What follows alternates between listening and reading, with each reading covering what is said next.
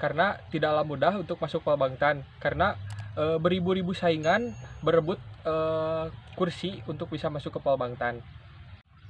Saya masuk Polbangtan melalui jalur undangan siswa berprestasi. Perjuangan saya masuk ke Politeknik Pembangunan Pertanian Bogor melalui jalur undangan itu sangatlah tidak mudah dan tidaklah sebentar. Di jalur undangan. Nah, di dalam jalur undangan tersebut ada beberapa tes yang harus saya lalui. Tes yang pertama itu saya akan memberikan tips dan trik cara mengolah fisik yang baik dan benar agar kalian lolos tes SMAPTA di Politeknik Pembangunan Pertanian Bogor. Nah, yang pertama akan saya bahas adalah dan persiapkan kayak gitu. Insya Allah kalau rezeki mah nggak kemana guys gitu. Oke.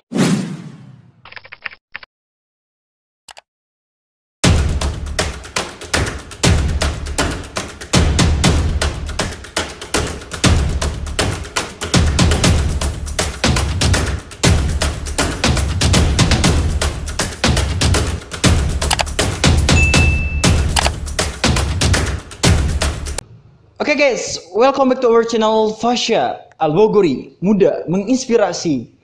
Oke guys, sudah berapa lama kita tidak bersua? Karena mohon maaf ya ada beberapa penugasan atau kegiatan yang tidak bisa ditinggalkan. Pow! Jadi mohon maaf ya, kali ini kita baru bisa unggah konten-konten mengenai Polbangtan dan PEPI di Indonesia. Oke, pastinya jangan lupa ya untuk like, comment, and share. Apalagi yang belum subscribe, jangan lupa untuk subscribe channel YouTube ini agar saya bisa terus mengembangkan channel YouTube ini. Kali ini kita akan berbagi pengalaman, pastinya pengalaman yang paling hangat gitu, tahun 2020 gitu kan. Jadi insya Allah nih beberapa pembahasan pastinya bermanfaat bagi kalian, terlebih bagi kalian yang sedang berjuang pada saat ini. Semoga ini bisa menjadi bahan pertimbangan dan persiapan bagi kalian, sehingga pas saat pengetesan ataukah tahap-tahap seleksi gitu, kalian sudah prepare lebih awal dan lebih matang kayak gitu. Nah, jadi ini sudah ada beberapa pertanyaan yang saya telah sodorkan gitu ya ke adik-adik saya. Pastinya yang benar-benar baru masuk gitu ya. Jadi pengalaman mereka itu seperti apa. Terlebih nih, for your information aja, Polbangtan itu seleksi yang paling lama itu tahun 2020 ini gitu kan. Kali ini kita akan dengarkan nih beberapa mungkin penyampaian, asik penyampaian aja sih yang tes yang mereka lalui gitu kan. Terlebih mungkin ada yang cukup menantang ataukah yang paling sulit gitu kan. Nanti kita simak aja. Itu saya nanyakan mengenai tips dan trik lolos Polbangtan versi mereka itu seperti apa gitu kan. Nanti kita dengarkan, semoga itu bisa menjadi motivasi kalian. Karena jujur nih, banyak yang sekali curhat ataukah meluapkan keluh kesahnya gitu ya. Kak, ini seperti apa sih Kak gitu kan. Dan saya sampaikan gitu ya, jangan sampai kita lelah untuk berjuang. Kita harus menjadikan lelah itu mengikuti kita tuh lelah gitu. Semoga apapun yang telah kita korbankan itu bisa jadi penyemangat ataukah suatu hal yang akan bisa jadi perjuangan kita akan kita rasakan manisnya pada saat yang tepat kayak gitu. Pokoknya positive thinking aja dan terus berjuang, terus berdoa dan persiapkan kayak gitu. Insya Allah kalau rezeki mah nggak kemana guys gitu. Oke.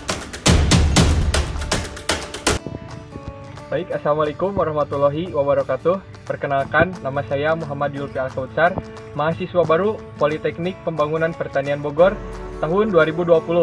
Asal saya dari Cianjur, Jawa Barat. Assalamualaikum warahmatullahi wabarakatuh. Salam sejahtera bagi kita semua. Perkenalkan, nama saya Muhammad Amar Marwan Maulana, mahasiswa Polbangtan Bogor, Prodi Penyuluhan Pertanian Berkelanjutan tingkat 1A, jurusan Pertanian. Saya mengetahui Polbangtan Bogor itu dari sejak saya masih duduk di kelas 12 SMK. Pada saat itu ke sekolah saya ada yang mempromosikan dari pihak Polbangtan Bogor. Saya mengetahui Polbangtan Bogor pada awalnya dari media sosial. Kebetulan saya mengikuti beberapa akun media sosial Polbangtan Bogor dan juga bertanya kepada beberapa kakak tingkat. Pendaftaran yang saya ikuti untuk masuk ke Polbangtan Bogor adalah jalur undangan. Saya masuk Polbangtan melalui jalur undangan siswa berprestasi. Mengapa demikian? Karena saya berasal dari SMKN Negeri Pertanian Pembangunan, yang artinya SMK Negeri Pertanian Pembangunan itu di bawah naungan Kementerian Pertanian. Oleh karena itu, saya diberikan amanah ataupun undangan untuk bisa masuk Polbangtan melalui jalur tersebut. Saya masuk Politeknik Pembangunan Pertanian Bogor itu melalui jalur undangan. Nah, di dalam jalur undangan tersebut ada beberapa tes yang harus saya lalui. Tes yang pertama itu ada tes administrasi ataupun pemberkasan. Dan yang kedua ada tes kesehatan. Dan yang ketiga ada tes jasmani. Nah, dari ketiga tes tersebut, yang saya pikir paling menantang adalah di tes kesehatan. Soalnya di mana tes kesehatan itu kita harus benar-benar menjaga fisik kita. Gitu. Jadi jangan sampai drop, jangan sampai sakit sedikit pun. Gitu, harus perfect 100% bahwa kesehatan kita harus tetap terjaga. Oleh karena itu, tes kesehatan menjadi tes yang sangat paling sulit bagi saya karena saya harus bisa menjaga kesehatan fisik jasmani maupun rohani saya. Menurut saya, tes tersulit yaitu tes kesehatan dan tes fisik. Karena dua-duanya kita diharuskan menjaga kesehatan dan juga kebugaran tubuh. Perjuangan saya masuk ke Politeknik Pembangunan Pertanian Bogor melalui jalur undangan itu sangatlah tidak mudah dan tidaklah sebentar. Saya harus melewati beberapa fase tes. Di samping itu, keadaan situasi sedang pandemi gitu. Oleh karena itu, tes-tes pun beberapa tes pun terpaksa harus diundur beberapa kali gitu. Seperti tes kesehatan juga 2 kali diundur, asalnya kita mau melaksanakannya di kampus dan pada akhirnya kita melaksanakannya di daerah masing-masing. Begitupun dengan tes jasmani. Tips dan trik cara masuk Polbangtan ala saya pribadi adalah, yang pertama adalah persiapkan diri kalian dari jauh-jauh hari, minimal dari 1 tahun sebelumnya kalian harus sudah mempersiapkan.